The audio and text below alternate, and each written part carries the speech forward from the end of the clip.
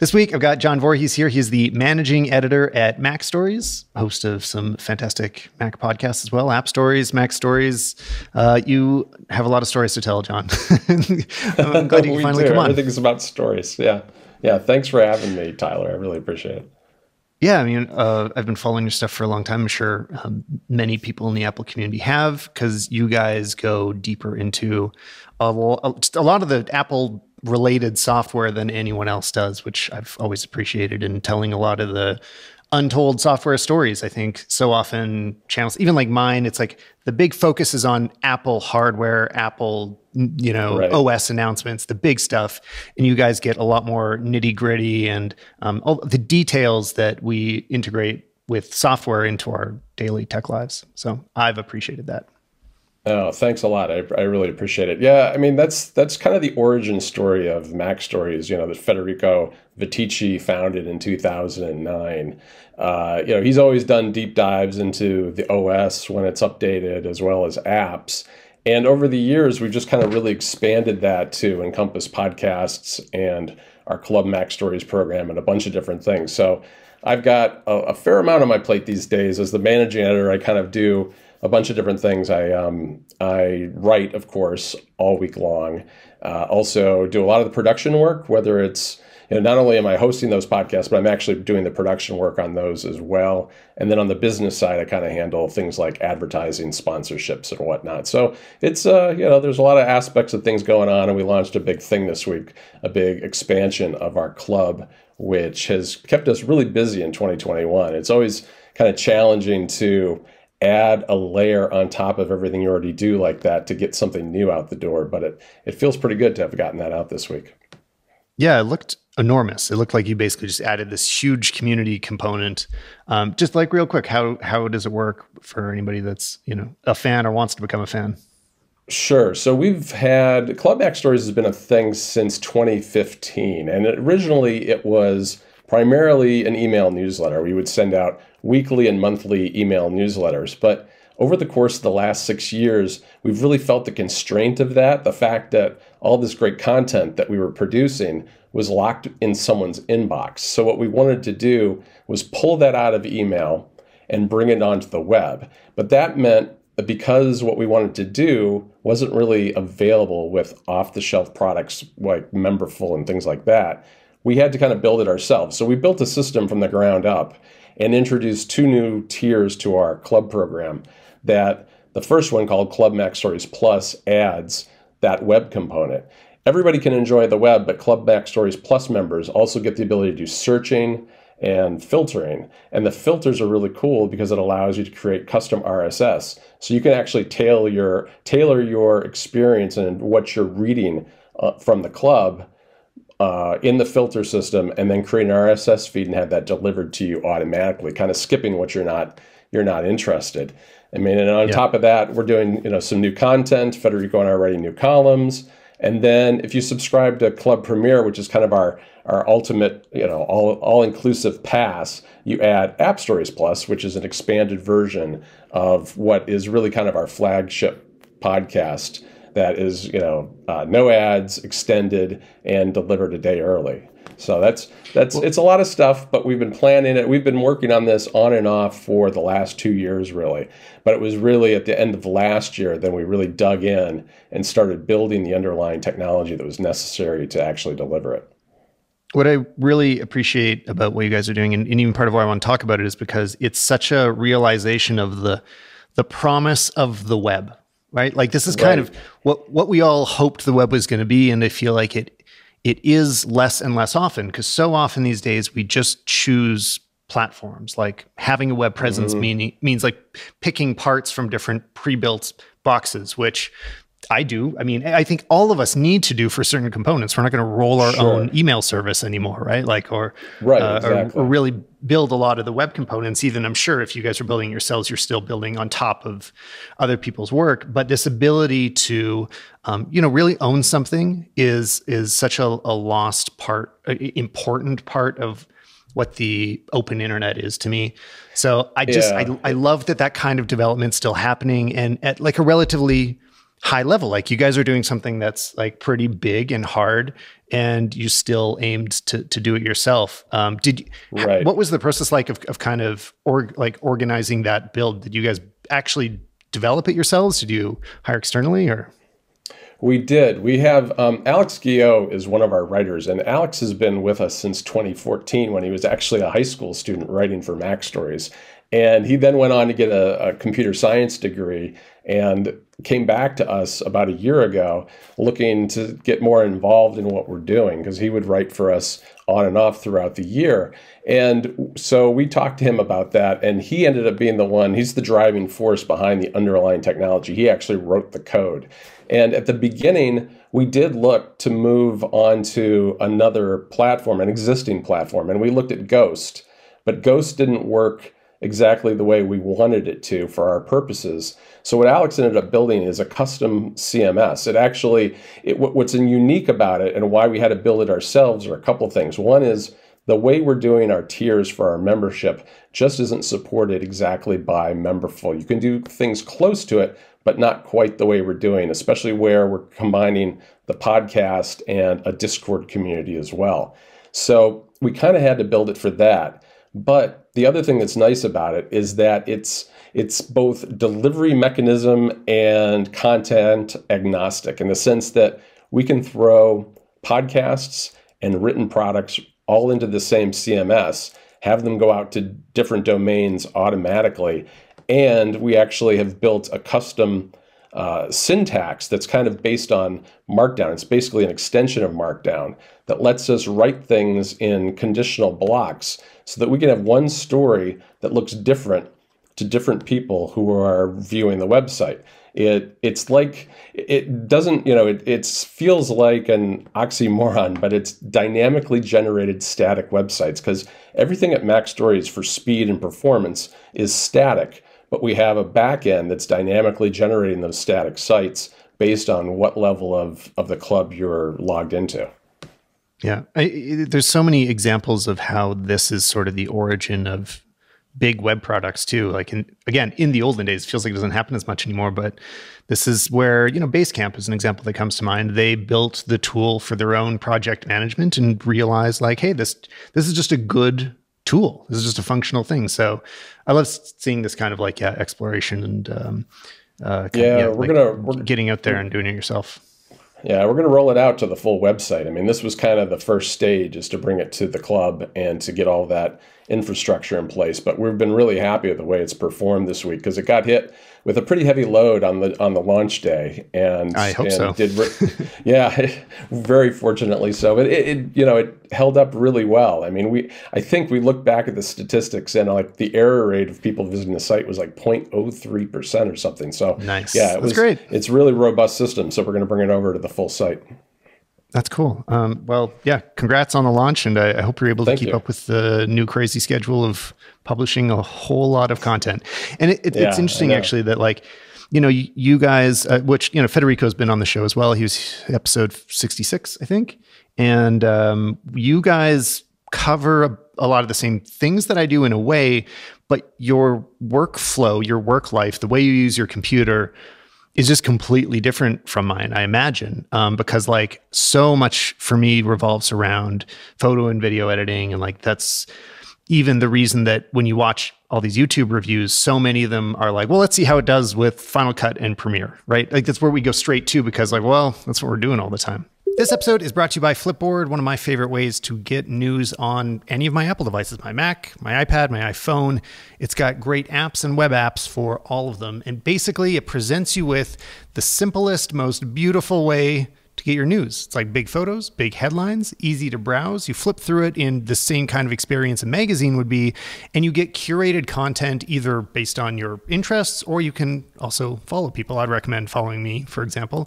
So I'm curating some magazines on there that are about cinematography, photography, Apple, all the things that I'm interested in. And if you follow me, then you will get the updates that I'm posting on a regular basis about the news stories that I think are the most relevant. So there's always this problem of the fire hose of new information. Flipboard is a great way to filter through it, get the basic headlines that you might want, and then also the specific details if you want to click in and actually read those articles. Flipboard has a lot of cool new features coming soon that I'm going to be talking about.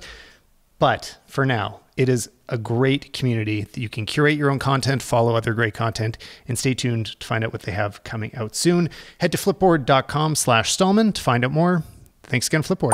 And then I also notice a bit of a slant towards in blogs, and for quite a while I found this in podcasting as well, that there is more coverage of writing tools, because there's just a lot of writers. That was most of the Mac coverage for a long time, right? Until YouTube kind of grew up and got bigger. And for a long time, most of the biggest podcasts were coming from writers that then started, talking about the articles they were doing. So I find it so helpful to have like these different perspectives, like what do video editors think of this? What do, writers that don't necessarily need all that horsepower think of this? And so in your sort of toolkit, what are your go-to apps on a regular basis? Because I know they're different from mine because you do different things, but also because you go so much deeper into what apps even exist. Like you're aware of things I have not heard of. So yeah, that's true. We're always trying something new, but we do have core tools that we fall back on.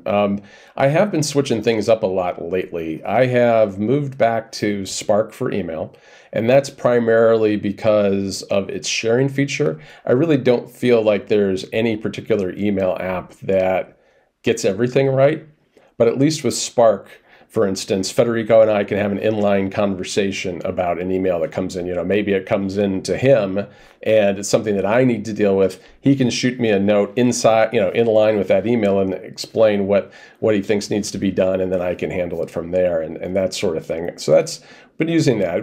He and I have both been using Obsidian a lot lately, which is an incredibly nerdy, non-native Mac and iOS app, which I think a lot of people are shocked that we're using it. But the reason we are is that it's essentially an operating system for writers, because it's based on web technologies, which means it has an extensive plugin system.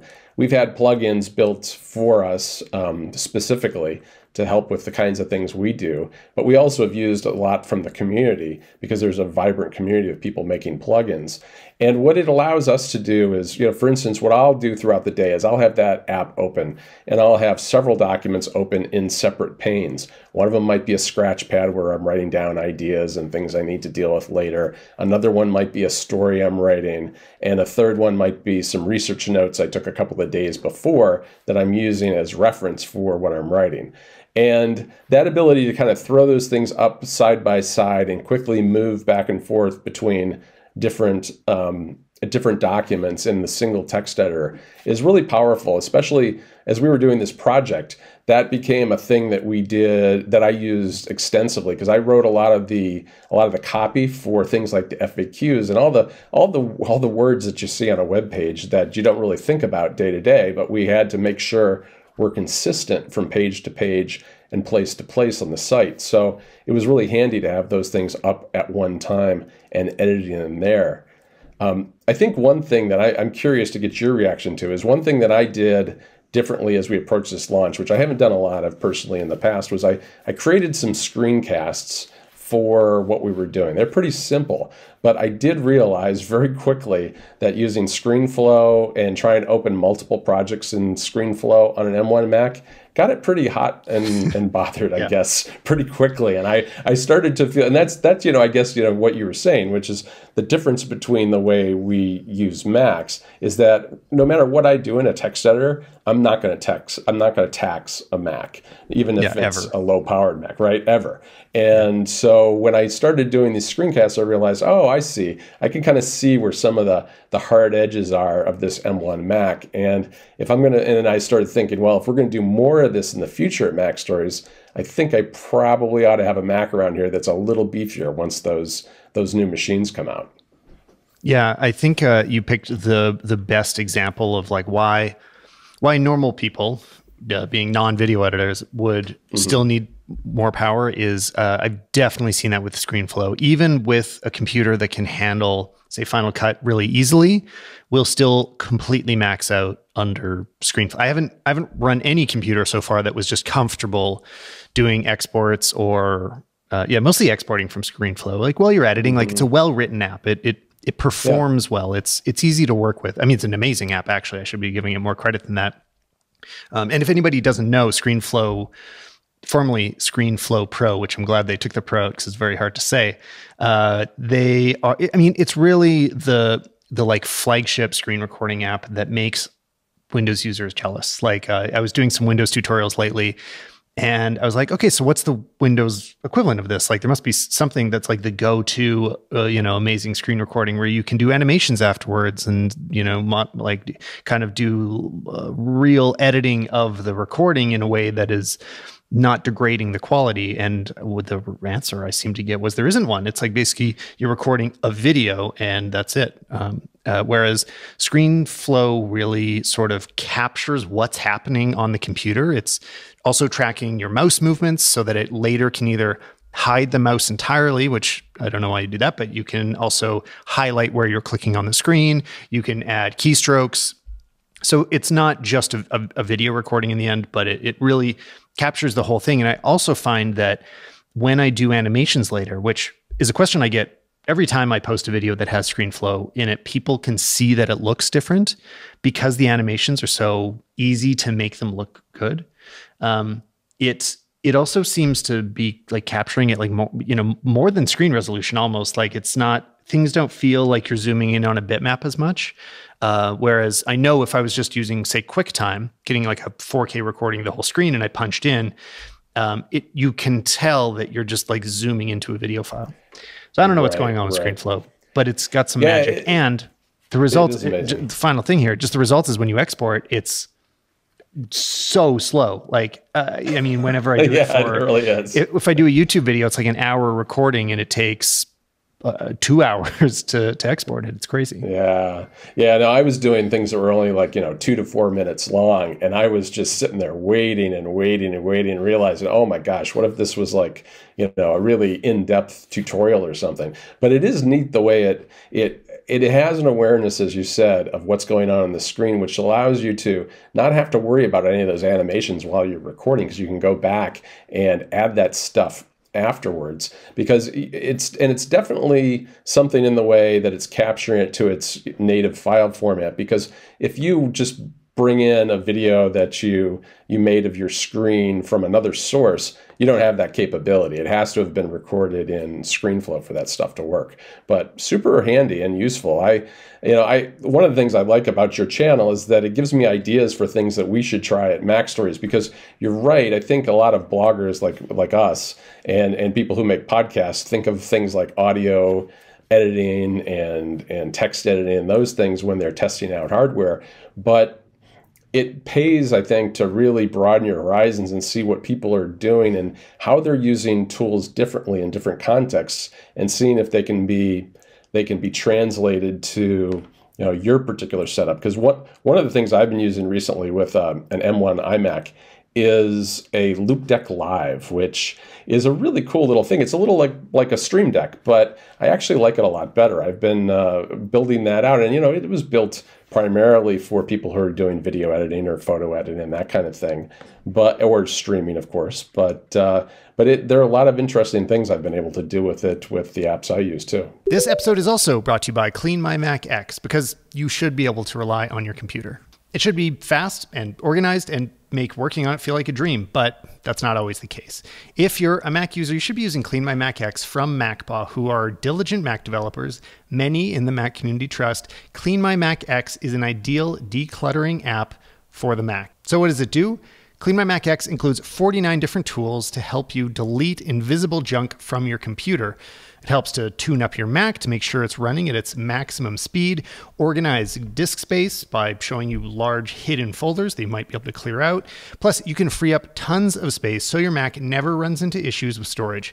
And it fights Mac-specific malware and adware to help protect your computer. CleanMyMac X is notarized by Apple, so you know it's been checked for security by Apple, and it really stands out on design. It makes such a difference when an app is enjoyable to use, so you'll always be discovering new ways to optimize optimize your Mac. Get CleanMyMac X today for 5% off at macpod.app/Stallman. That deal is only going to be available for the next 2 weeks, so get on it right now. That's macpod.app/Stallman.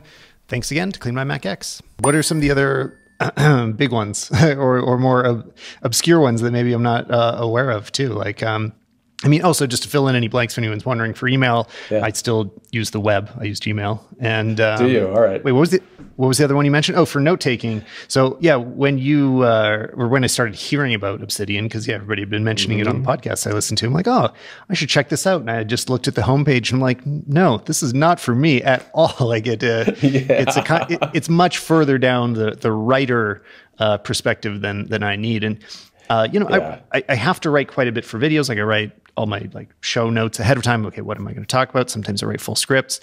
And all of that for me has moved entirely into the default notes app. Once they really fixed syncing on it, like when they got it good and solid and I could rely on it, I just stopped being curious about anything else. I stopped even experimenting with other writing apps because what I need is just like, I need it to be there, right? So it kind of fills the place that Evernote used to be in the olden days, where it's like, I can quickly search for any old notes. I can either dump things in there or I can do full documents, and it's the least thinking I need to do. So my answers for a bunch of this stuff is going to be the default. Yeah, no, it is. It's a great app, and it's actually, with the OS updates this fall, we're adding Quick Note to those to notes, which I think is a really intriguing feature because it allows you to tie notes to particular apps and context. Even do highlighting on a web page and have a note connected to it that's there if you navigate back to that page in the future. So it's becoming a much more robust tool for a researcher. And research is at the core of an awful lot of what we do, but our research tends to be all text based, and we live in Markdown, we write in Markdown, we research in Markdown. We want everything to be portable because we're moving it between things like Obsidian to other text editors, and then ultimately onto the web into either WordPress for Mac stories or our custom thing for the club. And the other, I guess, probably the other app that I live in all day long, a couple of them, I guess. One is either Reader, which is an RSS client. I also enjoy using ReadKit on the iPad and iPhone. And then also Todoist, which is what I'm using for task management currently. And task managers, we have a long history of switching task managers at Mac Stories. I mean, the task managers are a little bit like email. I've never found one that is quite exactly right for me. And I think that's because everybody's needs are so unique to the way they personally work. But the thing about Todoist that has really clicked lately with me is the fact that it's also web-based. So there's a web API, which means we can connect it with more things that we do, including things like Obsidian. With RSS really is at the heart of my research process and the way that I keep up with apps. I use a back-end service called InnoReader, which adds another layer onto kind of basic RSS because there's a lot of tools. I'm going to look these up while you talk because I haven't heard of these.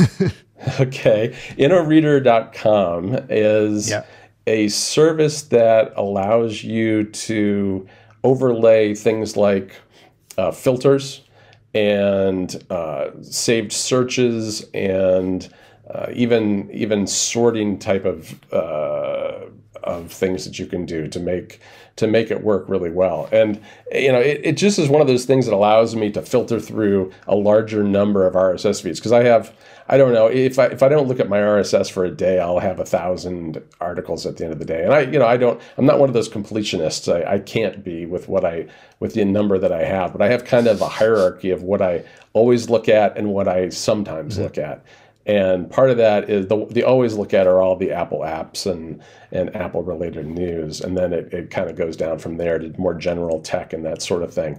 But Reader is an app that I've used for a very long time. There's so many good RSS clients on both the Mac and iOS, but Reader's design is just a cut above almost all the rest, which is why I end up using it the most because I just like the reading experience more than anything else. Plus, it's on all the platforms, all of Apple's platforms. ReadKit is kind of a close second. It's a little, the development of it is a little behind on the Mac right now, which is why I don't use it more than I do. But I really like the integration with the iPad, especially the swipe gestures and the ability to, it's using the modern 3-column design that we've had for, I guess a little over a year now on the iPad. And that allows you to get all the the structure, all of the folders and feeds and lists out of the way entirely if you want, and just read one article at a time and even kind of move between them without seeing anything but the stuff you're reading, which I really like when it's kind of like late in the day and I'm just trying to catch up and I just don't want a lot of clutter as I read. ReadKit is a really good way to deal with that. Nice. Yeah, I feel like that's an area that I'm a bit of a hypocrite of what I said earlier of being a fan of the open web. I've basically moved towards, like, for me, RSS has become Twitter. And that's kind of my main fire hose of new info.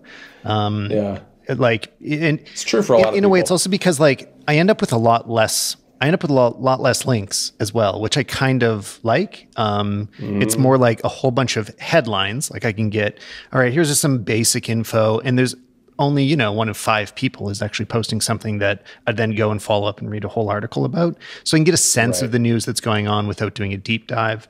Also, Flipboard I've been using more lately for that same kind of thing, that it's like, you could just flip through and see headlines, but you can also go a little deeper. It's very, similar structurally to RSS stuff.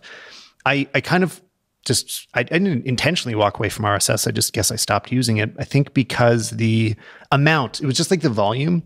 If I follow a few sources that I like, most of them still only have, 1 in 10 articles are the thing that I'm interested in. So it was just too much in total. So I found I almost needed more filters to have less coming into my news system. Yeah, that makes a lot of sense. And I kind of supplement my RSS with Twitter, because Twitter is a good indicator of what the hottest topics are right now. And, RSS is more throughout the day. I'll turn to it and just kind of catch up. But RSS, I like it because it's always there and I don't miss it if I'm tuned out of Twitter for a while. So that's kind of how I use the two together. And I think you're right about I think getting too much information is always the problem that we're trying to solve. I mean, there are a lot of big websites that have just dozens and dozens of stories coming out every day, and that's one reason I use InnoReader, because I can use that service to pull out keywords out of, like, headlines, for instance, of topics I know I'm just not interested in, and kind of filter that out and, turn the fire hose down a little bit that way. It's also why we created this custom RSS system for Club Mac Stories, because we know that not as much as we'd like to think that everybody loves every single thing we've ever written, we know that some things just people aren't interested in. So we're trying to give people the tools to dial that into what interests them the most. Yeah, I get it. Let's also talk a little bit about the state of the Mac currently. Like, we're at this interesting in-between point where it's, in a way, it's almost hard to talk about. Like, all the commentary that happens right now about, especially the Mac, is going to be a little like this in-between phase. And it's like, we're guessing at where we're going to end up. We're still trying to kind of find our way into the new world of M1, M1X, M2, whatever we end up getting next. But it's also just the most interesting time for the Mac in how long? I mean, really, since OS X, really. I think, right? Like, or I guess, it's been a long time since there's been this much action. And I've said it before, but I feel like we're really about to hit this point where there'll be a lot of people that will have a hard time justifying any non-Mac computer, unless you're really looking for, like, an extreme budget, like really, like, just the cheapest machine you can find. There'll always be cheaper ones out there, but people looking in the mid-range, I think it's going to be really hard to look elsewhere, because there's just so much, you get so much value out of a well-priced mid-range Macs. They are so performant. The reviews are going to continue to roll out being solid, because everybody using them is kind of loving them so far. And yeah, I think we're really heading into like what I really hope ends up being the healthiest Mac era in a long time. Now, my only concern about it is that it could be a bit of a victim of its own success. Sometimes we've seen this a little with the iPhone sometimes, that there can be some sort of like stagnation or laziness when things are just going well. And Right. I want Apple to keep its foot down on the gas pedal and keep these great features rolling out over the next 10 years. But Yeah, where are you absolutely. right now with an M1? Are you on an M1 regularly or? I am. I'm exclusively on the M1, really, except for once in a great while, I will fall back to an Intel Mac. So right now,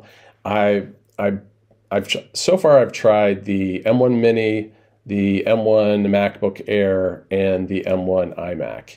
And the Mini and the iMac were review units. I've still got the iMac on my desk, and they're gonna have to pry it out of my hands. I love this between the performance of the M1 and the display. It's just unbelievably impressive. And the Air I use a lot too. That's what I'm recording on today. And what I think I was blown away most about was not so much the Mini, because when I use the Mini, it looks just like another Intel Mac Mini, and even the Air obviously looks almost identical to the one that came before it. But with the Air, I was so struck, and I still am, by the fact that it makes no sound whatsoever. I mean, there's no fan in it, and that is something that, even though the laptops I've used in the past from Apple, they're not ones that have always been super quiet. The MacBook Pro is at times been, depending on what you're doing, can get really loud. And this, I just never had the experience of using a laptop of any kind that made no sound whatsoever.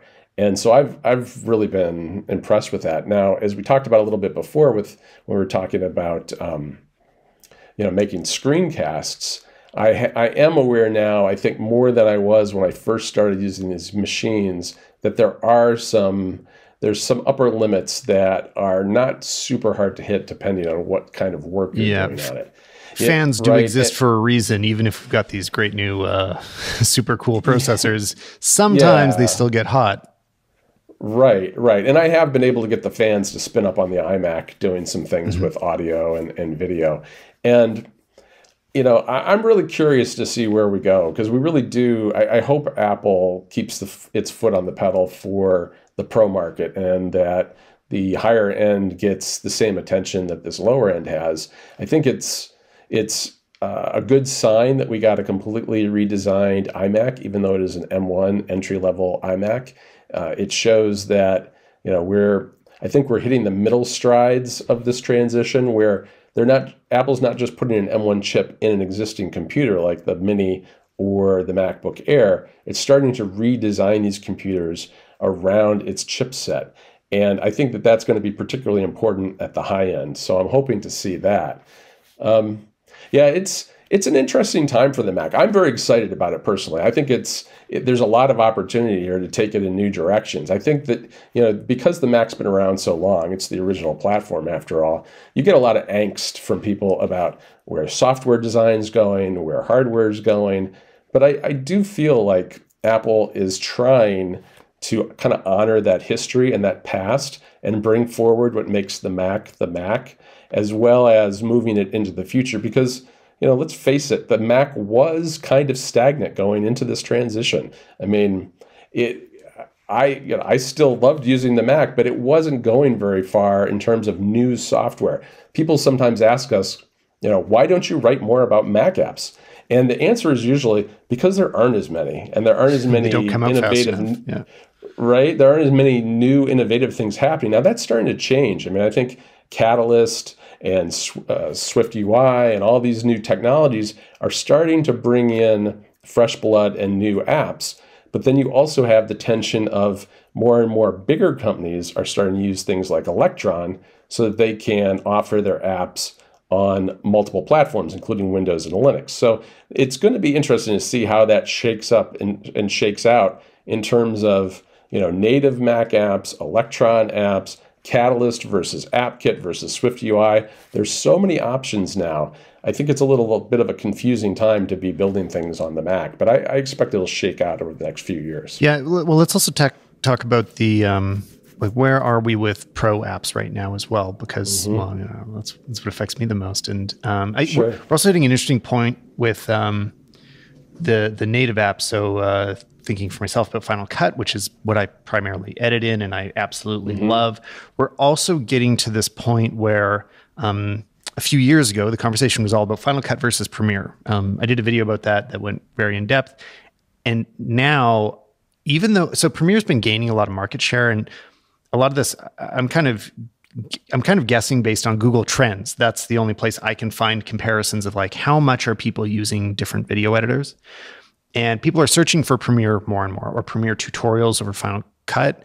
All of them have grown. It looks like there's just been a lot of growth in video editing, which makes sense based on, you know, everybody's been sitting in front of their cameras a lot more over the last few years, I think. But Premiere has grown faster.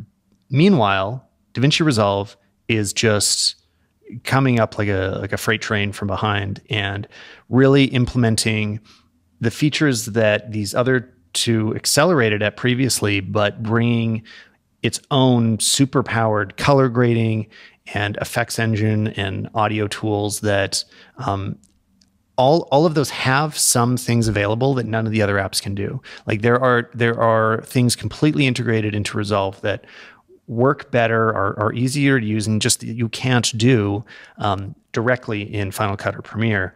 And that's really amazing, especially because it's a free piece of software. So all of a sudden, we're just getting to this different place than I think, you know, we really were at just a couple of years ago, where we could see that Resolve had this momentum, but now it's here. Like I didn't actually, when I did that last comparison on YouTube, comparing Final Cut and Premiere, I didn't include Resolve because it was missing a few big features and it was unstable on my machine. And now I think there's no way you can leave it out of the conversation. I think Premiere is really I think Resolve is really well positioned to become the next default of like, this is what kids learn on because it's free. You don't have to pirate it. You don't have to pay for it. And people are just going to know how to use it, and it's going to be absolutely massive. So what I really want to see Apple do is, you know, implement some of those key features into Final Cut, which especially means better audio mastering, things like some, you know, Apple feeling version of audio buses where you're able to have specific channels with specific effects on them without having to render them out. And it's not clean in Final Cut, which is because they tried to, I mean, this is a classic Apple story. They simplified it to the point that our workflows have to become a bit more complicated to accommodate that simplicity. So they've got to push it further in terms of the audio mastering. And then the other big one is continuing down the path of better color tools, which they made huge steps forward, but it's just, there's still too big of a gap of how much more Resolve can do right now. And we just need to have all of that inside of Final Cut. A great example is handling log footage. I think 2 or 3 years ago, it was like, oh, professionals use log, some, you know, hobbyists do, but now it's like just everybody's shooting log all the time. And we need a really simple Apple approved way of converting all of your log footage to Rec 709, adding all that contrast back. So I don't know, these are just some specific examples of like what we need to see happen for Final Cut to continue to be competitive against amazing free software. Right. No, I think you see that trend in a lot of different areas too. And I think, you know, one of the things we've seen from Apple is they did recommit to the Pro market, it seems, when things went so badly with the Mac Pro. And we got the Pro Display XDR. And those are great starts, but it feels like maybe the software side hasn't really caught up in the same way that the hardware is starting to catch up. And I think, you know, that race between software and hardware and pushing both forward in a way where one can take advantage of the other is super important in the Pro market. And I think you're right. Apple is not at the cutting edge of that right now. And you're seeing, for instance, designers moving to things like Figma, which is online, and a lot of it can be used at a really reasonable price. So it's one of those things where Apple has to kind of, I think, decide whether it's in the pro market or out of the pro market and leaving it to someone else. And I feel like they've decided that after doubting themselves maybe for a few years there, that they are in fact coming back to the pro market. But the pieces are not all in place yet.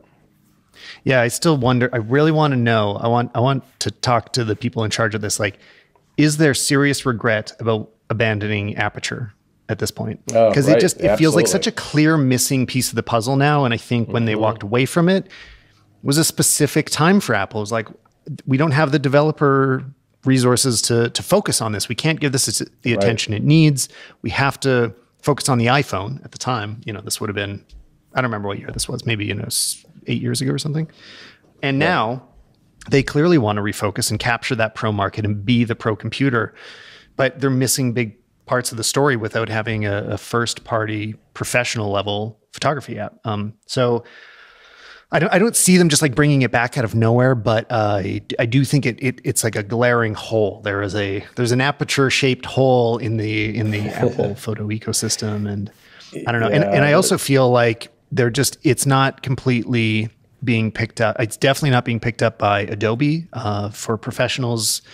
Adobe has had tremendous growth. I mean, it's incredible if you look at their profits. Like, Adobe's doing great financially, but for a professional, and it does seem like they're dropping the ball in all sorts of little ways, that there's just like, why can't I do this? Why can't I do that? And actually, again, some of those tools that I have become really obvious how much they're missing are because of DaVinci, because you start getting used to, and so specifically, I almost want to do a video about this, but maybe I'll just like rant for 60 seconds here. Some specific things about Photoshop that really bother me is like, okay, there's a hue saturation sliders that have been there forever. And the way those work is that if you select, let's say, the blue channel and you bring the saturation all the way up, you'll very quickly clip that whole channel. And at 75%, it's unusable. Most of those hue saturation sliders aren't functional because they are using an algorithm that will extend the color channels beyond their range. Now, in in Resolve, or also in the RAW editors, like even if you're editing a JPEG in Photoshop and you open up Camera Raw, you're able to grab the blue slider and you can crank the saturation all the way to the end. It looks oversaturated, but it doesn't clip. And it's just a different interpretation of the colors. Both of those sliders are named the same thing. They have a different curve to them, right? They're like, okay, as we raise that saturation, we're not going to let it blow out that channel until the data's all gone. Photoshop still is happy to destroy your image because it's using the same algorithms they were in the 90s. And there's a whole bunch of different tools that are just like that, or tools that are completely missing. Another example is saturation versus saturation, which is it's a kind of curve in Resolve where you can say, okay, the most oversaturated part of the image, just bring that down a little. And I use that all the time. I can't do that in Photoshop. There is no tool like that. And these things become basic once you're using them all the time in free software like Resolve. And seeing Adobe not adapt means that I think there's room for somebody to come up from behind in the same way Resolve did. We're going to see someone like Luminar or Pixelmator, or, I don't know who it's going to be. Someone will be like, look, we are Photoshop now. Like, we can do absolutely everything. And none of them are quite there yet, but it really could happen if Adobe's not careful. Yeah, it's interesting. I think the Aperture thing is a really good point, because I feel like the lack of that app for a lot of people is probably why they first look at something like Photoshop, or maybe it's DaVinci Resolve now. And that takes people out of that pro Apple ecosystem, which isn't good for Apple. I mean, personally, for photo editing, I use primarily, at least for Mac stories, I use Pixelmator Pro, because most of the time I'm just putting together screenshots, that kind of thing. Super easy stuff, just a couple of layers and maybe a little cropping or whatever it happens to be. But that app has really come a long way in a short amount of time. I think it's not, I wouldn't say that it's necessarily a pro level app, because I think it's missing things that a lot of pros would want to have. But for I think, 80, 90% of users, it's really fantastic. Well, if we look at the trajectory of what Photoshop was doing when it became the standard, it was missing a lot of tools too. When I got started with it, there was a lot of stuff that we take for granted now didn't exist. But young people start on it and that becomes their default. And 5-10 years down the road, it becomes embedded and people know how to use it. So that really could happen, which is actually probably a pretty good thing, that we'd end up with a more diverse marketplace of competing creative apps instead of it just being completely dominated by Adobe, which it has been for however many years now. That's not necessarily a bad thing. They do have, and they have the advantage of lock-in too, I think, with the subscriptions, that people, once there's one or two apps that they really rely on in the Creative Cloud suite, then it just makes more sense to subscribe and kind of maybe expand out from there. Yeah, as much as I complain about Adobe, I'm never close to canceling my subscription. I've often thought about doing an experiment of like, okay, 1 month without Adobe, what is it like just using all the other stuff out there? Right. And I'm getting closer to being able to do it. I mean, I've moved away from Lightroom into Capture One, so that was kind of a big step away. But and obviously that I use Final Cut. But there's still also things. I guess one more thing I'd throw in that Final Cut could do is it needs to get a little closer to being competitive with like effects stuff like After Effects. They have motion that nobody knows exists really. Like I think normal people aren't even aware that there is I was about to call it an After Effects equivalent, but like a competitor for effects stuff on the Mac.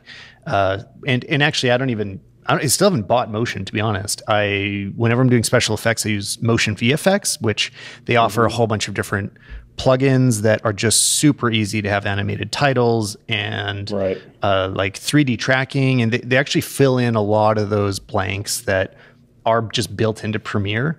But then if you buy them from a third party, you can have the Motion VFX version that can do a good job. But it's like, it's still kind of weird that it's broken apart on the Apple side of things, so that people have to know about this. They have to track it down. So, I subscribe to Creative Cloud mainly, and I'm right on the edge of somebody who needs it and doesn't need it. I mean, I use Audition for its loudness matching when I'm doing a production work. Me too, absolutely. Yeah, I mean, it's the best as far as I've found for that. So I use that, and I use Photoshop and InDesign a little bit here and there. But I think if I weren't getting the teacher's rate, because my wife is a teacher, I probably wouldn't be subscribed. Right. What do you edit your podcasts in? So I use Logic. It's what I learned on. There are other ways to do it now, but I've gotten pretty good at it. And my workflow there is, after I record something, I run the files through Audition to loudness match, and then I usually use Isotope RX. I'm still on RX6, which is just runs a bunch of passes on the audio to clean up things like ums and ahs and I don't know, plosives and that sort of thing. I'll run it through that usually on a really light touch on that, and then I just pull it into Logic and start editing there. And the workflow's changed a little. I was going to say the workflow's changed a little recently since we're doing all this like other new stuff, but yeah, it's pretty straightforward. It's so weird that we're in a place that for audio, which is relatively simple, we do need, because I use kind of a similar setup. We run it through 3 different apps before it comes out. Whereas like for video, I just use one app. But for audio, I do the same thing, except we start to do our cutting in Final Cut because we're also doing a video version of the podcast a lot of the time. Sure. So we just do one pass of the edit all in Final Cut, and it's easy. And before that, I was using Audition for the edit as well. And by the way, if anybody's not watching the video version, if you're just listening, you're missing out on the fact that we are both wearing the exact same eyeglasses, which was not planned. Yes, we are. But we have good incentive. Good incentive to check it out on YouTube, just to see what you're missing here. But that's been the shift for me. And I would also encourage anybody that hasn't looked at Audition for editing. I think a lot of people think that Logic is kind of the be all and end all for podcast editing. So many big podcasters edited in it. because it's great. I mean, Logic's amazing. I'd just say that if you don't currently have Logic, but you do have Creative Cloud, Audition is amazing. You won't be missing out on anything. I mean, correct me if I'm wrong here, but what I don't think there's any podcast relevant tools in Logic that are missing from Audition. No, all the extra stuff is music based. Yeah. Exactly. It's all there. And Logic is actually way more tool than you need for podcasts because, it's funny. I was actually I mentioned the Loop Deck Live I was setting up, and it has some built-in plugins for Logic. And I took a look at them and I was like, well, I'm not going to use any of these because it's all for music creation. And it was way more than I needed. So I just, created a few things that I use when I'm navigating around the app. And that's totally fine. The thing that's hard about Logic, I think, is that it's very easy if you aren't doing music production to screw up your settings and have a hard time finding your way back to what you need for podcasting. Because it's, I don't know, maybe 5 or 10% of the features that are in Logic. Now, I haven't used Audition extensively, but the tools are all there. It's really what you know and what you're comfortable with. And for me, I came from being good friends with the guys at Relay who helped me along in learning how to do all this editing on audio. And so those guys know Logic, and so it made sense for me to do Logic too, and kind of have them to lean on when I needed a little advice. Well, and if anybody wants to hear John's editing expertise, go over to App Stories podcast or Mac Stories Unwind, and you can listen to how good he is at editing podcasts, because I love your shows over there. And John Voorhees on Twitter. Thanks for coming on. Thank you very much, Tyler. It's been a pleasure.